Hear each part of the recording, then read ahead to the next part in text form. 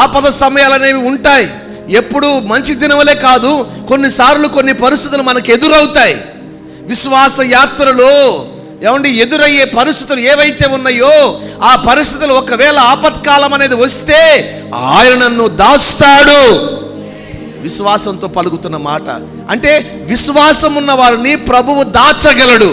ఆయన రెక్కల క్రిందకి ఆయన తెచ్చుకోగలడు. ఈరోజు నువ్వు ప్రభు చేత దాచబడాలి అంటే నీకు నాకు మనందరికి ఉండవలసింది ఏదనంటే ఏముండాలి? విశ్వాసం ఉండాలి. ఆయన నన్ను దాస్తాడు అంటున్నాడు అంటే ఆ మాట ఎలాగుందంటే అది విశ్వాసముతో కూడినదై ఉంది.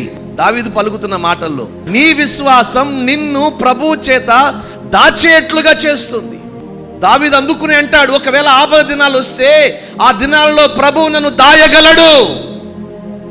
హల్లెలూయా. చాలాసార్లు మనిషి శ్రమను వద్దు అనుకుంటాడు, కానీ శ్రమలే మనిషిని దేవునికి దగ్గరగా తీసుకుని వెళతాయి.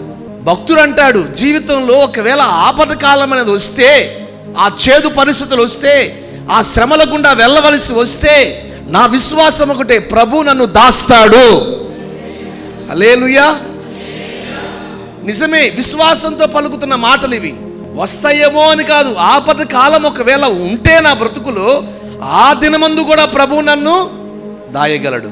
ఈరోజు నీ విశ్వాసాన్ని బట్టి నిన్ను నీ కుటుంబాన్ని ప్రభు దాచునుగాక. విశ్వాసం కలిగి ఉండు, సమస్యలు అయ్యే పోతాయి. చాలామంది భయపడుతూ బతుకుతున్నారండి, కృంగిపోతూ బ్రతుకుతున్నారు, ప్రతి చిన్నదానికి భయపడిపోతున్నారు.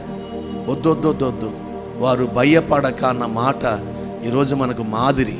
మనుషులు ఏం చేయగలుగుతారు? మనల్ని మనుషులకు భయపడాలా? రోగాలకు భయపడాలా? ఇంకో మాట చెప్తున్నా దేవుని సేవకునిగా, నీ విశ్వాసాన్ని బట్టి ఈ సీజనల్ రోగాలు తెగులు నీ ఇంటి దరికి రాకుండా ప్రభు నిన్ను దాచునుగాక. ఎప్పుడు చూసినా ఎవరో ఒకరు చెప్తున్నారు, అయ్యా వాతావరణం బాగాలేదు, జ్వరాలయ్యా, అవయ్యా, ఇవయ్యా అని. నీ విశ్వాసాన్ని బట్టి ఏ తెగులు నీ దేహంలోనికి రాదు, నీ గుడారము దరికి కూడా రాదు. నీ విశ్వాసం, దేవుని అందలి విశ్వాసం ఈరోజు వ్యాధులు మిమ్మల్ని విడిచిపోవునుగాక, తెగులు మిమ్మల్ని విడిచిపోవునుగాక, సమస్యలు మిమ్మల్ని విడిచిపోవునుగాక. ప్రభు చేత మీరు మీ కుటుంబాలు దాచబడుదురుగాక.